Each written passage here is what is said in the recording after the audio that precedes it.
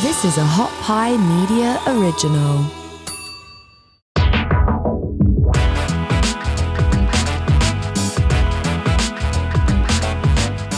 Welcome, everybody, to the DNP-CD Sports Podcast, brought to you by Oddshark. We've got an awesome show here today, but first, how are you doing today, Chad? I'm doing great, man. Lots of stuff happening in the sports world over the last few weeks since we've been gone and stuff, man. So there's a lot to talk about, a lot to get to, and we got an awesome interview today that I'm really excited about. Yeah, second time on the show, Green Bay Packer Hall of Famer Ken Ruettgers. We're going to get to him in a few minutes. Before we do, there's a lot going on in the sports world right now. For sure. What's on your mind today? Dude, I want to talk about the Antonio Brown quitting, man. That was hilarious. I would say that was one of the most bizarre things I've ever seen in sports, but it's also one of the coolest things I've ever seen in sports, man. If you're going to quit, that's how you go out. You know what I'm saying?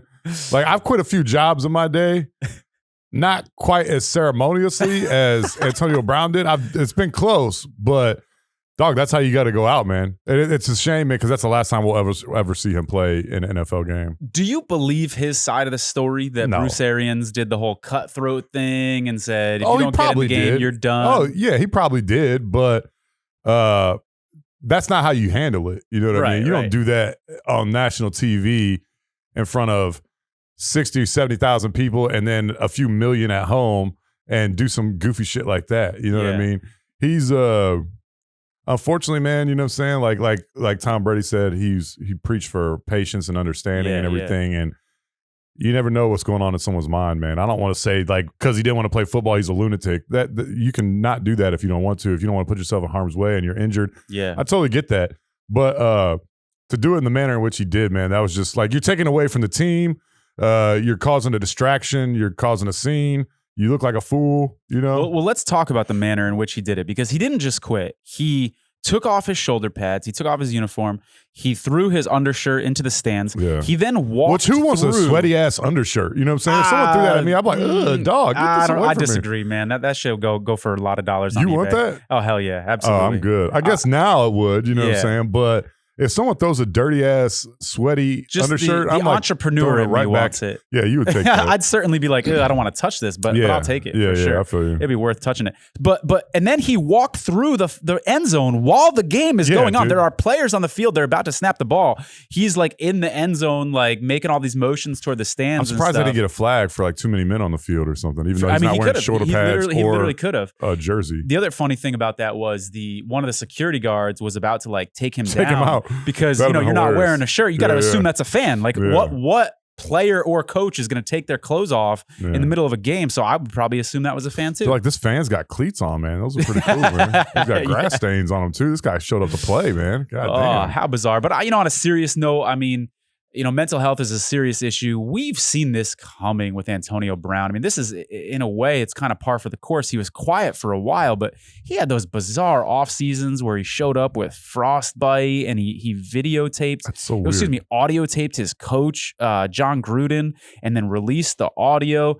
And then after this meltdown on the field, Chad, we haven't even talked about the whole like releasing of the text with Alex Guerrero and throwing Tom Brady under the bus. Someone who, by all accounts, Tom Brady's been a great friend to him. Kind of threw him under the bus as well, talking about their financial dealings, etc. So to me, I'm seeing cries for help. I just worry, where does this end? Because he seems to be stubborn. He seems to be someone who's not going to get mental health. Don't know him personally, but I feel like I've got a decent opinion based on what I'm seeing. It doesn't seem like he's going to be quick to take help. So if he doesn't get help, I don't suspect his mental health is going to get better on its own. I see him spiraling, and I just hope this doesn't end up with someone getting hurt or end up with jail time, et cetera, because he's going to be in jail. It feels he's going to be in jail like at some point, dog. This is not going to end well. I can tell you that right now. That's going to end with this dude broke and I don't know, doing jumping jacks for dollars or something like that, man. Like, this dude, this is not going to end well. I can tell you that right now. But it was amazing that he was able to keep it together as long as he did. That's a testament to Tom Brady, I think, But now he's just saying a bunch of crazy stuff and kind of trying to throw Tom under the bus and everything, man. But it's unfortunate, but damn, dog, that shit was hilarious, though. It was something else. Never seen anything like funny, that, man. I mean, we had, when was it? Like a year or two ago, Davis, the defensive back, quit in the middle of the game, but he didn't for the Colts, right? Okay. he didn't take off his shoulder pads and all that. He just like walked off and was like, "Peace, I'm retiring. I'm Antonio done." Brown set a new precedent, man. Now you're gonna have to like get down to your draws and shit to quit. Next person gonna have to quit in their draws, man. But on a lighter, more exciting note, we do have an awesome guest today. I cannot wait to bring back on Ken Ruettgers, second time on the show. This dude is fun to talk to, Chad. He's loaded with stories. I mean, the stories from his playing days are epic. If you don't know what I'm talking about, check out our last episode. And then we'll also get into some more controversial topics with him in the second half of our interview with Ken, which will be on pretty much everything besides YouTube. I'm talking iTunes, Spotify, Stitcher, Pandora, iHeartRadio, et cetera, et cetera, et cetera. If you want an extended interview with Ken, make sure you jump on over to that if you happen to be watching this one on YouTube. Yeah, Ken's one of my favorite guests that we've had on the show, man. He's so knowledgeable. He's so cool. He's such a nice guy. He's helped us out a lot behind the scenes and everything like that. It's awesome to talk to a guy who also was the pillar of that offensive line for one of my favorite, if not my favorite player of all time, Brett Favre. Awesome to hear some stories about protected Brett Favre's blind side for many years. Yeah, so he could keep doing them Wrangler and them Copper Fit commercials. And we wouldn't have Copper Fit if it wasn't for Ken Ruettgers. Brett would be in a wheelchair, not being able to walk from multiple leg injuries and stuff. Thankfully, Ken was protecting his blind side, and now Copper Fit can protect you from I don't know exactly what it does, but you look pretty cool, man, when you're wearing it. I know that shit. Before we get to Ken, though, Chad, you want to tell folks about Oddshark, our favorite lead sponsor on this show, who we adore? They are the lead sponsor of our show, man. And we love these guys because actually we've been going to them and talking about them and using their site long before they became our lead sponsor on our show. If you go to oddshark.com, the great thing about Oddshark is that they have lines from 8 or 9 different websites. When you're betting, you don't want to just stick with one site. You want to go to multiple sites. You want to make sure you're getting the best line possible. You can do that all with Oddshark. And the best part is that it's absolutely free. You go to oddshark.com. You type in a game that's just coming up this weekend. They got the playoffs, coming up. You type in the game, look at it, and there's going to be 8 or 9 different lines. And what a lot of people don't know is those lines are not uniform across every site. Right. Every site has a different number, It could be up to a point and a half difference. Is a big deal. On the over-under, it could be 2 or 3 points. That's a big deal. You shop around for a car. You shop around when you get a big screen TV. You need to shop around when you're making these bets as well. And there's a lot of people out there who aren't big bettors, but you might be placing a wager on the Super Bowl, and you might be online betting for the first time because your state just legalized it. If you're one of those people, you need to go to oddshark.com right now. This is a great resource for you. As Chad said, the lines are awesome, but also they got great articles. They got great news on there as well, and you can inform yourself about a whole bunch of other sports other than football. We focused on that today because we got a football guest, but man, they got practically every sport you could imagine. Every major event that's coming up. Absolutely. They've Tennis, got an article golf, written UFC, about it. boxing. Yep. And a lot of times, man, I love boxing, but I don't have the time to stay up on boxing like I do other sports like golf and basketball and football and stuff like that. But if you go there, they're going to have a breakdown of the betting line. They're going to have a breakdown of the storylines. They're going to have a breakdown of both fighters. So you can feel a little bit more comfortable who you're putting your money on. It's a great resource. And the best part is, like we said, it's absolutely free. This is not a sign up. This is not a membership of any kind. It's absolutely free. Anybody can use it. So make sure you go to oddshark.com. That's ODDSSHARK.com. They're our lead sponsor. We use them every time, every episode, anytime we're doing the sports betting segment. Every day I'm on there. Yeah, this is we're going to Oddshark. So make sure you do as well. All right, so let's go ahead and bring in Ken Ruettgers. Our guest today is a good friend of the podcast. This is his second appearance on the show. He's a member of the Green Bay Packers Hall of Fame after being drafted number 7 overall in the 1985 NFL Draft. He played 12 seasons for the Green Bay Packers. He was Brett Favre's trusted left tackle. He has a Super Bowl ring from Super Bowl 31, and he was the Packers' offensive MVP in 1989. He's been keeping busy after retirement, working in a consulting role with the NFL, earning his PhD, teaching sociology at a college, and getting involved in activism. Please welcome to the show, Ken Ruettgers. Ken, how are you, man? Good. Busy based on what your introduction. Thanks, guys. Got a lot on the plate there, Ken. Seriously. Have you got a chance to catch your breath during the holidays at all? Yeah. My wife and I, we went out snowshoeing a little bit yesterday. Got a little bit of winter snow dumped on us. So it's kind of fun. But yeah, it was nice to get a break from school and take a little bit of a breather. Yeah. Very good. Glad to hear it, man. As I said, you protected Brett Favre's blind side for so many years. You played a big role in so many of his iconic moments. He just had his touchdown record eclipsed by Aaron Rodgers, and he responded to Aaron by saying, "Go get the Packers another Super Bowl ring." What do you think the chances are that Brett gets his wish? Well, I think a real good chance. I mean, coming out of the gate, the very first game of the year, I was like, wow, what is going on? I mean, the Packers took a big dump, in that opener. Yeah. Aaron Rodgers had a tough go. And, watched the post-game interview, and I thought, man, this is a critical point in his career, which way, because of everything that had gone on with him in the offseason and the different rumors about not being happy in Green Bay. And I thought, boy, this is going to go one of two ways. And I'm so glad to see it go in a positive direction. So I think, I'm hoping that that Aaron Rodgers gets a second Super Bowl ring. And it's incredible and so gracious of Brett Favre, in the midst of getting his record eclipsed, to wish Aaron the best success in getting to another Super Bowl. Incredible and gracious perspective by Brett. Speaking of Super Bowl rings, I know you weren't wearing it the last time we talked to you. You got that sucker on today? I do. And you know what? There it is.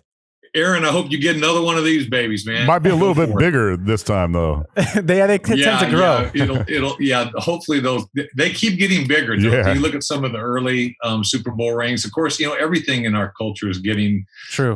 How can we Tommy top the last, the last ring? So, yeah. Yeah, definitely.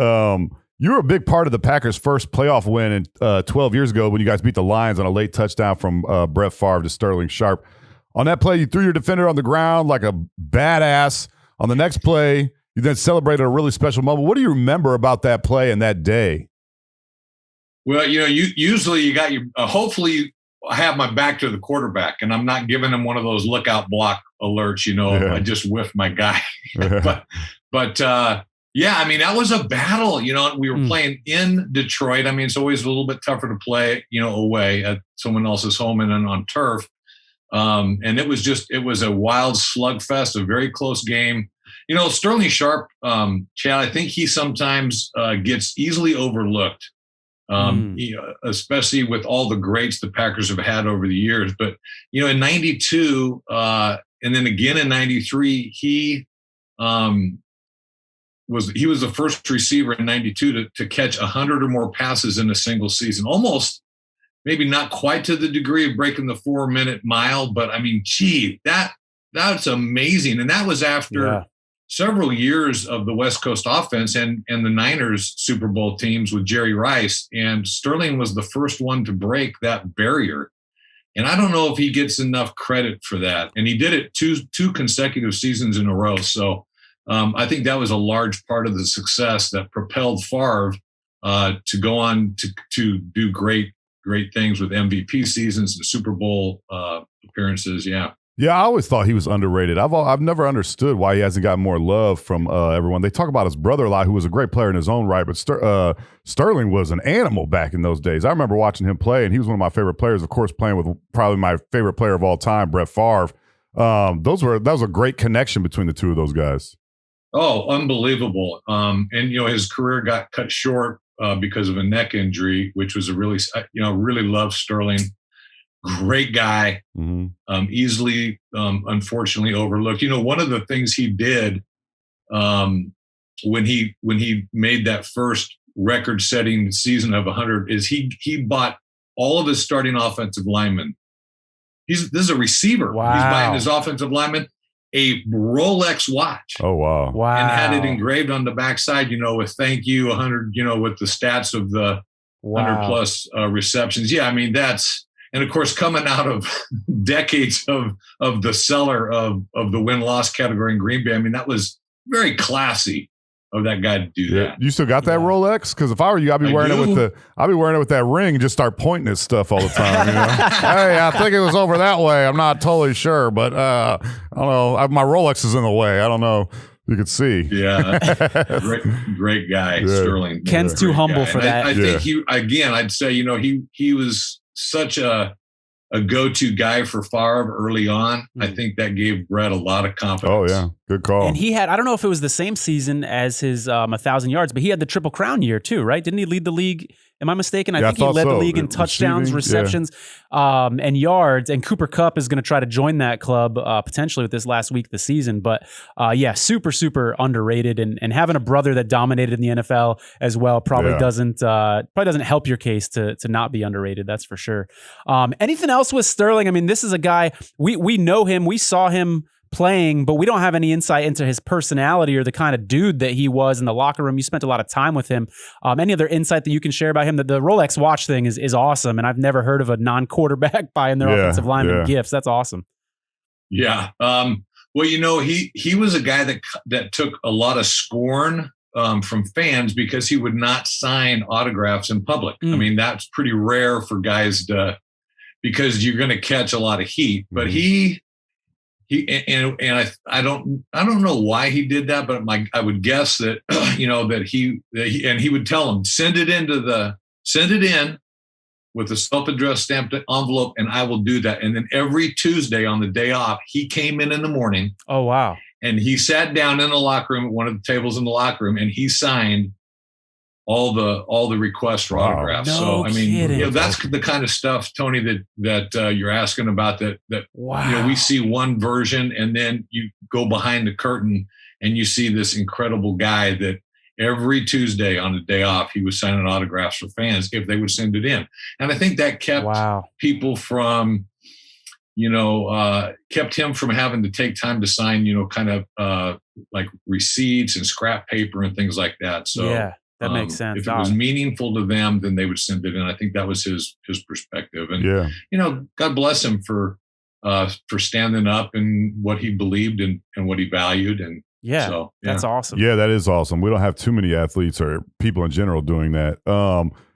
Ken, the last time we talked to you, you mentioned some of the locker room pranks from your playing days, and it set the bar pretty high for all the other athletes that we've spoke to on this show. You talked about baby powder and helmets, icy hot and jock straps.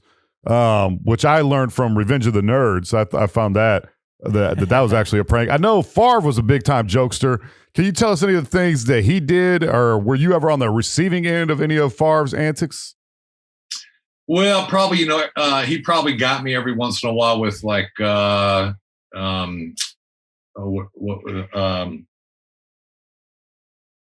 he probably got me with an icy hot once or baby hot once. But mostly he was mostly picking on Mark Chamara and Frankie Bag of Donuts Winters. Yeah. Those were but quarterbacks, they got so much time, right? Yeah. I mean, they're only eclipsed with that extra prank time by kickers and punters, but there's no way a kicker or punter would ever do that, reach that. They're already under enough scrutiny and hell already. But yeah, Favre, he was a practical joker, and he kept it live. Even in the huddle, at times, especially early in his career, we'd be pretty serious and focused and locked in, and he'd get into the huddle and he'd make some kind of a wisecrack or a comment, or he'd just go, "Hey man, look around. This is pretty amazing, isn't it?" And, kind of keep things a little, not too, when he sensed it was getting a little too stressful, he'd throw a little something in there to kind of loosen us up.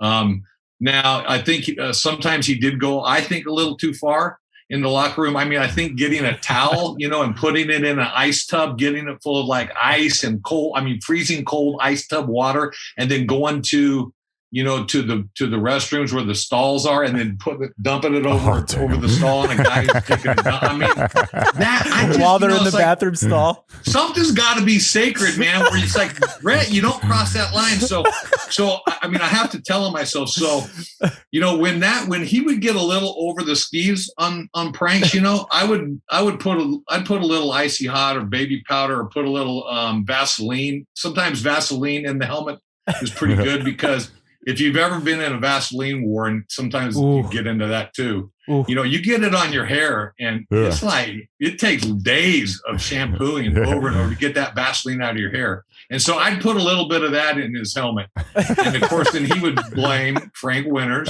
or Mark Chamara. And it was fun just to kind of sit back. It's hard, once you play a prank, it's hard to keep quiet. Yeah. Because you get, it's like, you want to get credit for it. But it was fun just to to not take the credit and watch things unfold. Wait, so did you ever officially take credit, or is there a chance that Brett's watching this and finding out for the first time that it was actually you and not Frank or Mark? Yeah, I never came clean, so I'm coming clean right now, Brett, and I'm sorry for all the pranks that went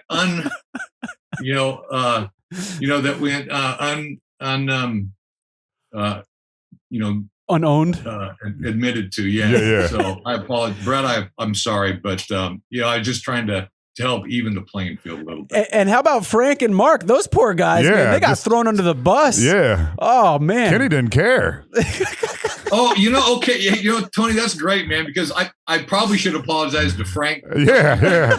And my good buddy that I played next to, tight end Mark Chamara. Yeah. Sorry about that, guys. That's pretty bold on your part, too, to do that, because Chamara was a big guy. I mean, and I'm sure Frankie was, too. So to be pulling that stuff, they never knew. And so now you're coming clean. You might be getting some pranks pulled on you next time you see those guys.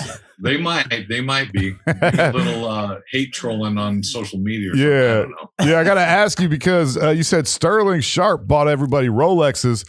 Did Brett ever get everybody on the team a couple pairs of Wranglers and some of the other endorsement deals that he had going on? I think he got us watches one year, and I think boots one year. But nice.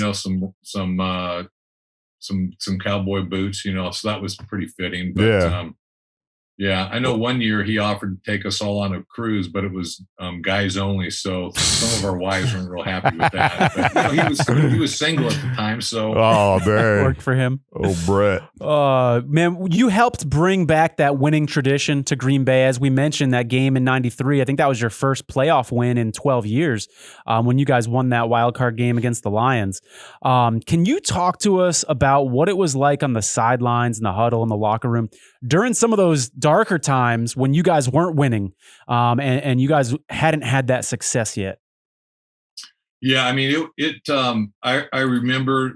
So I got into the Packers, and so by the time, we got a new president of the Packers, Bob Harlan, whose son Kevin Harlan is a sports announcer, great family, great guy, and he took over as the presiding president of the Packers. And one of the first things he did was to hire a general manager, and we hadn't had a general manager for decades, and that was Ron Wolf.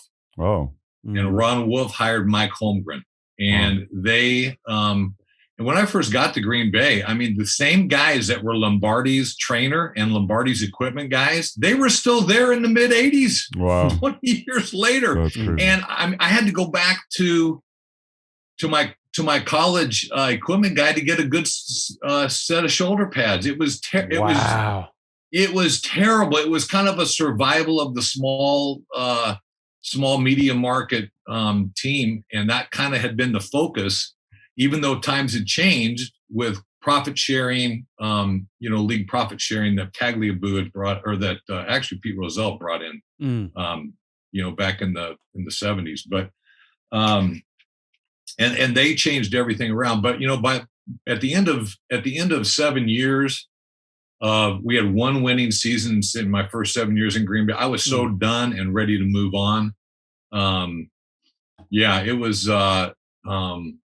I'd actually gone in on my first meeting with Ron Wolf and said, "I'm done. Ron, trade me. You got Raider connections. You got connections, and I've done my penance. I'm a California guy, USC, grew up in California." And I said, I'm never playing again for the Green Bay Packers. I've done my penance. Trade me. Wow. And it was an ugly, that seventh year was Lindy Infante's. It was just an ugly year. And you guys know from interviewing all the different offensive linemen you guys have interviewed, they're great guys. Oh yeah. Absolutely. I mean, as a group in the NFL and football, offensive linemen are like the greatest group of guys. And we were the biggest turds in the locker room. And I was part of that problem too. I mean, I have to admit, it was hell. It just got so ugly. And of course it's easy for things to turn south when you're losing. And that was just, the pressures on the coaching staff. And so I was done. I was done. Hey, everybody, we're proud to announce that the DNP-CD Sports Podcast is brought to you by BetterHelp. That's BetterHelp.com. BetterHelp is awesome, dude, because this is the perfect time of year. It's, holiday season. A lot of people go through loss or experience loss or were reminded of loss, whether that's a loved one, a pet, you know what I'm saying? Or a Vegas contest. A Vegas contest. Dude, for real, this is a real story, Chad. So I started using BetterHelp because every time, I turn on the TV, I see the Raiders, I see the Cowboys, and I'm reminded of this terrible gambling loss that I had. Dude. So I started using BetterHelp. I've had a couple sessions with them, and it was seriously like super helpful, man. She like walked me through how like the loss that I was experiencing was actually somewhat similar psychologically, like to the loss of a loved one, like where you go through like those stages of grief and stuff. Yeah. It's obviously, doesn't compare in like the emotional sense of like, I'm not saying it's worse than that, but in terms of the grieving process is really similar. So it's super helpful, man. I'm digging my BetterHelp experience. That's awesome, man. I was just gonna say you got something to say over there.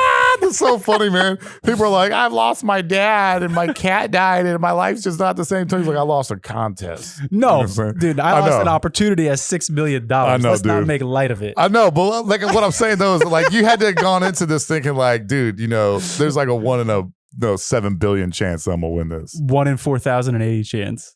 But you still have to get all the games right. So that's like even more. It's not just you against other people. It's about like, Yeah. So every week it's that at least. You know what I'm saying? So, but anyways, BetterHelp. If you're going through a loss like Tony, like a uncontrollable, devastating loss like Tony has. You know what I mean? Chad would not make a good psychologist, making light of other people's losses. This is why you got to go to BetterHelp, dude. I'm struggling with something right now. Chad's just like, that's not a big deal. You need to get over it. I've been through worse, That's what my slogan would be. You know what I'm saying? If, like I was a therapist or something, and I was like just trying to get like people out of play. Worst therapist ever. Hey, I've been through worse. It could be worse, okay? But seriously, this is why you don't want to talk to me. This is why you got to go to BetterHelp and get some professional licensed therapy. This isn't self-help. It's not like a crisis line or anything like that. It's professional therapy done securely online.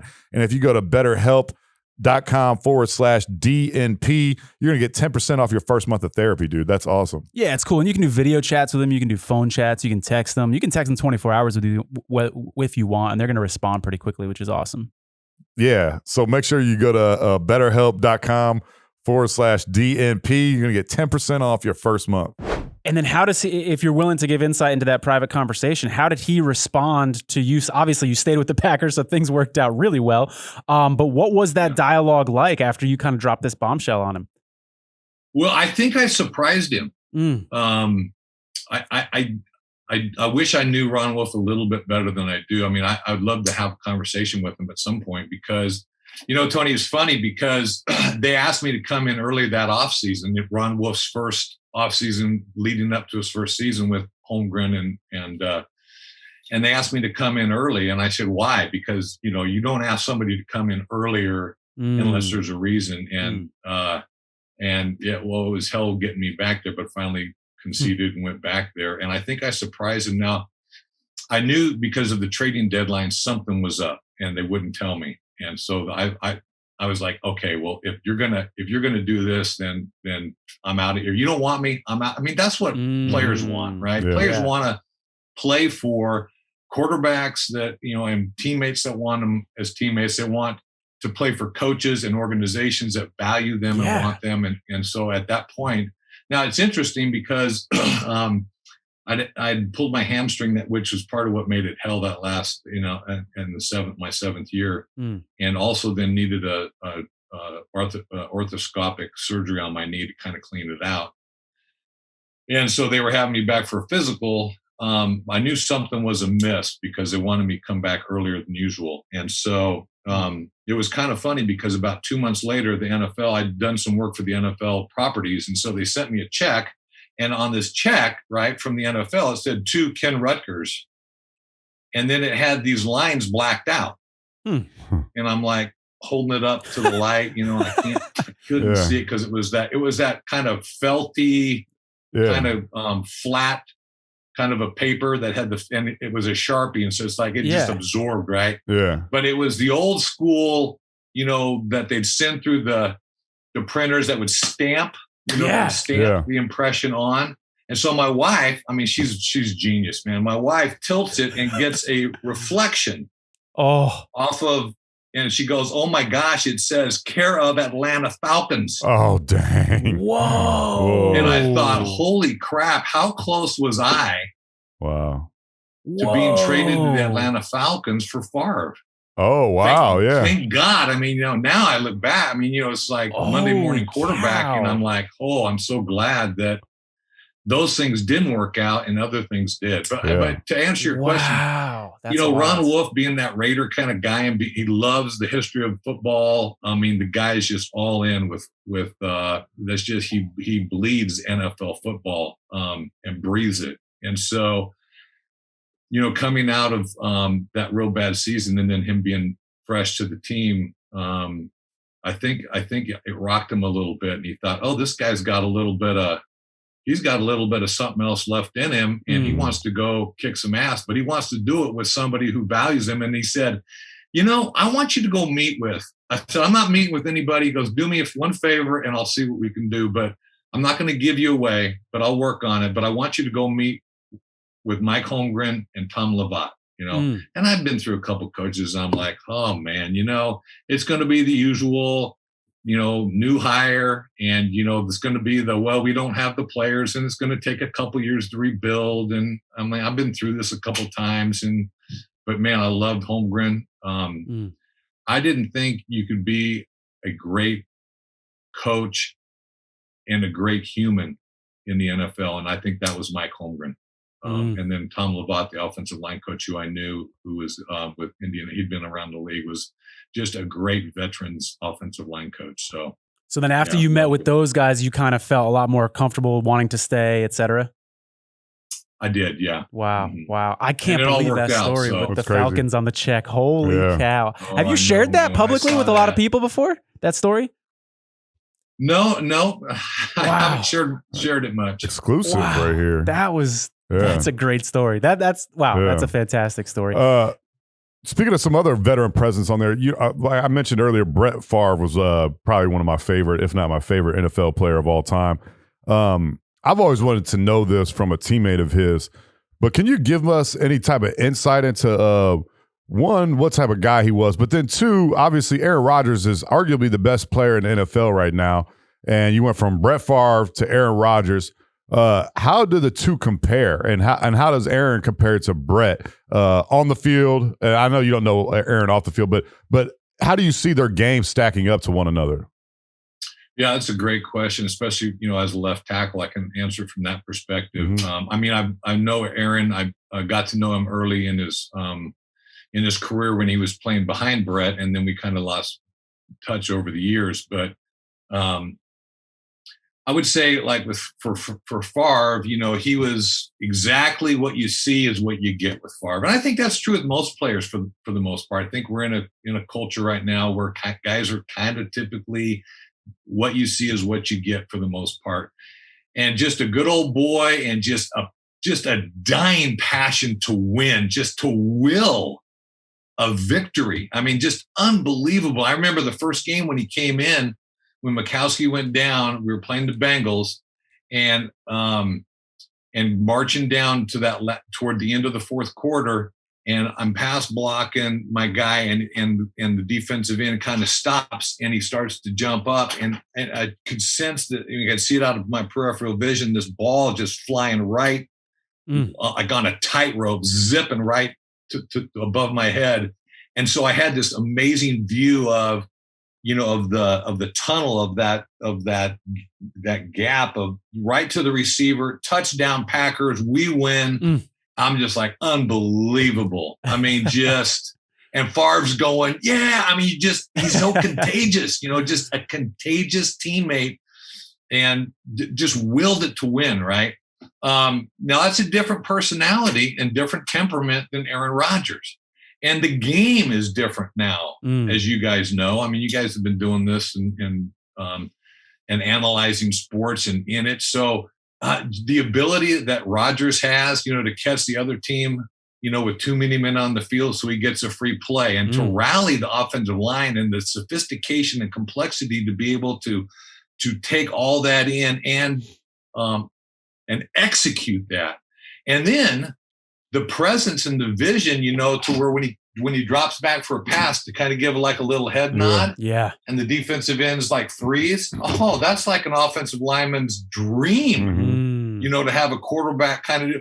Now that's part of building the game and adding on to the complexities of improving the game as an offense and as a player. So, and then Rodgers, of course, Chad, to your question, I mean, he is a little bit more heady, less emotional, more say intellectual, from what I can tell from, my vantage point, but as he operates as a quarterback on the field, what he's been able to do to achieve advantages and to bring it home is just incredible. Yeah, I think that the Packers as a franchise are just incredibly lucky. You know what I mean? I don't know of any organization that's ever gone. I mean, maybe the 49ers with Joe Montana and Steve Young, but that have gone from, Brett Favre, obviously first ballot Hall of Famer, one of the greatest quarterbacks of all time, to Aaron Rodgers, first ballot Hall of Famer, one of the greatest quarterbacks of all time. I'm a Browns fan, but I'm NFC. I'm a Packers fan. I root for the Packers and every year because they've had Brett Favre and Aaron Rodgers, and just to see those guys play throughout my lifetime has been amazing. But it's also been awesome. You mentioned earlier about how a lot of people thought there was a rift between Brett and Aaron, and to see Brett coming out so publicly and being so being behind him and encouraging him and everything like that, it's great for the Packer organization. It's great for Aaron Rodgers, and it's also awesome to see Brett Favre do it as well. You know what I mean? To after all these years to be in his corner and stuff. So what a awesome luxury that is for the Green Bay Packers to go from. Now you can say, I mean, if Aaron Rodgers gets another Super Bowl, maybe that cements him a little bit further. But as of right now, today, January 4th or whatever it is here, who's the better quarterback? And it's hard to distinguish between the two. But just an awesome luxury to have Brett Favre than Aaron Rodgers. That is every franchise's dream, to be able to hand off the reins like that. Yeah, I mean, I think you make a great comparison with going from Montana to Young. What an amazing back-to-back duo that was, and I think that's true as well, as you point out, for the Packers. It's hard to watch somebody else set your records. I mean, that's part of your identity. That's part of your achievement, and then to have that eclipsed. It takes a big guy to step forward and congratulate somebody and wish them well. So kudos to Favre. It probably took him a couple of years just because he's such a competitor, and that probably still burned, chapped his ass a little bit that he had to give it up to Aaron and everything like that. But there couldn't be a more worthy guy to take the mantle. And Aaron Rodgers is just a fantastic quarterback. Again, I'm going to be rooting for him again this playoffs, and they got an awesome opportunity to add it to the Super Bowl. For sure. Ken, I'm looking forward to asking you some more questions about Aaron Rodgers, because he said some pretty interesting things in the media, and I can't wait to get your reaction to. Real quick, before we get to that, though, I'm curious what free agency was like for you, especially that first go-round in free agency. We talked already about how the game has changed so much. Free agency has changed quite a bit as well, especially since you've retired. What was that process like for you? Well, it was a long, hard process to get free agency. I mean, Ed Garvey, who is I'm going back in time now with a little NFL history, especially player union history. So Ed Garvey, CIO, AFL-CIO union boss, big time in California for unions. The NFL Players Union hires him, and he trades away free agency back in the 60s, late 60s, early 70s, trades it away for dues checkoffs, which means they required take out of your check the union dues. He traded away our free agency for that, and it took us a couple decades to get that back. And then Gene Upshaw comes in, and Gene Upshaw says, hey, free agency. Let's get free agency. So we went on strike in 87, my third year in 87. And of course, Keanu Reeves and Gene Hackman, the Replacements movie, that was about that whole strike. If you want to go back and look at a Hollywood version of that. But yeah, I mean, and trying to keep the troops rallied because there were people, that crossed the line a little bit, but not bad. But it still took us till 93 to get free agency. And so in 93, we got free agency, and that was 97, 98, 99, or 80s, 92, 7, 8 years before under Plan B and kind of this makeshift. And so the first year, and I'd done a lot of 1-year deals thinking we'd get here. So I was on a plane one time flying into Green Bay, and I was sitting next to a Packer fan, and I thought, hey, this guy's pretty cool. I mean, he's not bothered me about, maybe he doesn't know who I am. So I said, hey, you're a Packer fan, huh? He goes, oh God, yes, I love the Packers. And he had Packer stuff on. And I go, who's your favorite player? Oh man, Favre. I love Favre. He's great. I go, anybody else? Well, Reggie White, man, Keith Jackson, Mark Chamara and Frank Winters. And you got down to the punter and you were like, this is bullshit. No, not really. I said, what about Ruettgers? He goes, oh yeah, Ruettgers, good player, but he's always holding out. I'm like, okay. I took that medicine, man. I asked for it. I swallowed that medicine. I ate that crow. So anyway, but that was kind of a fun exchange. But yeah, I was holding out, waiting for, the free agency. And then we got it. And then the part of the deal was you could pick a franchise and a transition player to protect that restricted their free agency, their ability to move on. And so they tagged me as a transition player. And of course, I was one of maybe 17 players that tried to opt out of the collective bargaining agreement. And so went to the judge who decided that whole thing back in Minnesota. And we a couple of us sued the NFL to try to opt out of that. But the judge basically said, guys, I'm not going to let you 17 or 18 players ruin this deal that we've worked years to do. So, So I told my agent, I said, get the best deal you can. It was like a right of first refusal outside of the Packers, but I'm sticking with the Packers. I don't want to go anywhere else, but nice. try to get that free market value. And I'm I love freedom. Love the ability for people to enjoy their freedom unshackled, from restrictions. And so I was a big free agency guy. Yeah. Wow, I had no idea. And the funny story too, Tony, along those lines. One of the trips I took was out to Arizona, and they flew both my wife and I out to recruit us. That was the first year of transition of free agency, right? And so they pick us up in a limo, and we're driving from the Phoenix airport, to the facilities, and they had this big billboard, and it says the Arizona Cardinals welcome, and across the bottom it said Ken and Cheryl Ruettgers.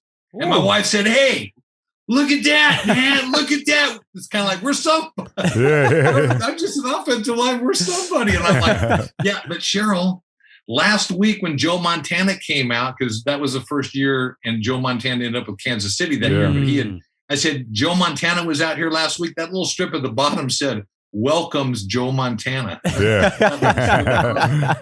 So Joe Bugle was the coach. My wife and I are going out with him and the GM.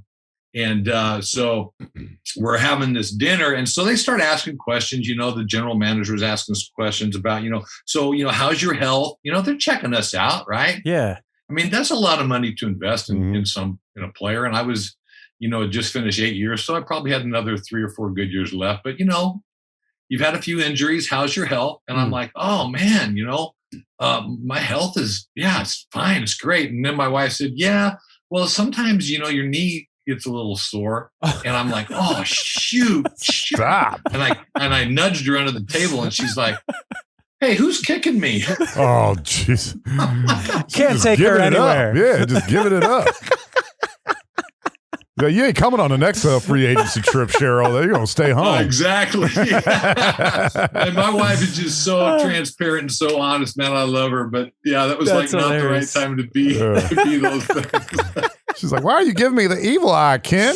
This is not like you. Why are you? Hey, who's kicking me under the table? Why'd you take my dessert? That's messed up, Ken, this was an incredible conversation. Yeah, awesome, the stuff in the beginning of the interview about the Favre maybe being traded, maybe potentially being traded for Favre, and the investigative work you and your wife did with the check. I mean, that was an incredible story. The stuff about Sterling Sharpe. Thank you so much for coming on the show. Yeah, thanks, brother. I always look forward to talking to you. Love you guys, man. Thank you for doing the hard and courageous work that you guys are doing. Keep up the good work. Thank you. Yeah, we'll definitely be in touch. We'd love to have you on again soon. Hopefully, for your sake anyways, after the Packers win another championship. Hey, let's not get carried away here. Right? I got a 49er fan over. My team's done and gone. So the Packers are my team for the rest of the year. I'm a adopted Packers fan. Me too, Chad. I'm with the Packers all the way, man. There we go. Super Bowl 2022. Right. Let's get it, man. Let's get it. Hey, the Super Bowl's got to go through Lambeau, right? Yeah, it does. It does. And I would not want to be playing Aaron Rodgers in January right now whatsoever. With that running game too. No. And, yeah, that's going to be tough for sure. Ken, thank you so much for the time brother. again, man. Appreciate you. Really appreciate Thank it. you guys. Take care. All right, Chad, what'd you think of that interview, man? That was a blast. Dude, he's such a fun guy to talk to, man. I love talking to that guy. He gives me energy, man. He always brightens my day because he's such a positive person. I wish I would have grown up like a Packers fan because I love that organization. I love Brett Favre. I love Aaron Rodgers. Probably two of my It's top not too three. late. You can denounce the Cleveland Browns today, Chad, and just be adopted by the Green Bay Packers before they start this playoff run and potentially I'll say win the this: Super Bowl. like, I'm not a huge Cleveland Browns fan. Like, I'm a Browns fan, but in terms of hierarchy of my favorite teams, they are definitely my least favorite team. Oh, you mean of all your teams in all the different sports, the Browns are towards the bottom? Yeah. Okay, So it's like Michigan football, Michigan basketball, probably the Cavs, Indians, and then Browns. Gotcha. Okay. So I'm not a huge Cleveland Browns fan, but I'm just not going to switch teams. But I do root for the Packers and NFC. I root for them because the Browns are usually always out of the playoffs. We made it once in the last 20 years or so. So I will be rooting for the Packers this year for sure, man. I mean, I'm not going to be like upset if they lose or anything, but I'll be rooting for them during the game for sure. Yeah, it's going to be a fun wild card weekend for sure. And if you haven't listened, check out our episode from Wednesday, a couple days ago, of our preview of all the wild card games coming up. But once again, man, really fun day with you, Chad. I love doing these interviews with you, man. Do you want to tell folks about OddsShark before we take off? Yeah, definitely. OddsShark is your go-to source for all the best odds, lines, numbers, information on any of the upcoming sporting events. My favorite thing is, like I said earlier in the show, boxing, man, because I can't keep up on that. It's changing a lot. I don't know when fights are going to happen all the time and stuff like that. Or there's a fighter that I like a lot, Shakur Stevenson, who is not very, very well known right now. He's working his way up in the ranks, but sometimes I don't know the guy he's fighting too well. Right. I go to OddsShark. They've got a write-up about that almost all the time. And so you can get an understanding of who he's going up against, the undercard, all this stuff. Makes you feel a little bit more secure when you're placing some money down on a bet. And then also just for NFL lines and stuff. The over-under, a lot of people don't know, it's different. It's not uniform on every site. So, and it's changing throughout the week because of weather issues. We got COVID stuff coming up. People not playing because of COVID. Absolutely. Injuries. Yeah, so you go there, you're going to get the best number, you're going to get the best line, you're going to find out which site you want to go to, which one best suits your bet. And we've loved OddsShark. We've been a huge fan of OddsShark way before they became a sponsor. We encourage everybody to go there, man. If you're going to place a bet, you'd be a fool not to go to OddsShark. It is a free resource. You don't have to sign up for a membership. This isn't a monthly dues type thing. It's not $20 a month, $10, $15 a month. This is absolutely free, man. Anybody can go. And so it takes 5 minutes. Go there. Check out the line. Make sure you're getting the best number. Whatever site you're betting with, maybe open an account with someone else. Just make sure you're getting the best number, man, because there's nothing worse than winning a bet and then losing a bet by 1 point and realize that, hey, if I went to OddsShark, I could have went to website X and gotten a better deal, gotten a better number. Absolutely. So make sure you go there. Make sure you're shopping around and getting the best odds that you possibly can. It was a great episode, man. Yeah, a lot of fun. Ken Ruettgers. Yeah, that was so much fun, man. Make sure you guys follow us on Twitter at DNP-CD Show, and then on anything else, Instagram, Facebook, etc. at DNP-CD Sports. If you're watching this on YouTube, give us a thumbs up. Give us a like. You can give us a likes up too. Yeah, subscribe. That'd be wonderful as well. Make sure you tell your friends about us, and you can sign up for our newsletter on hotpiemedia.com. Give us a likes up and a love down and a rub down. Just give it to us. All right, just love us, please. Just please love us. Great episode, man. Ken Ruettgers is the man. We appreciate you guys watching. Thanks for listening. Please tell your friends about the show. For Tony, I'm Chad. We'll see you guys next week. Peace out. Thanks for listening. You can find more episodes and all of our other Hot Pie Media originals baked fresh daily at our home online at hotpiemedia.com, the Hot Pie Media YouTube channel, or wherever you listen to podcasts.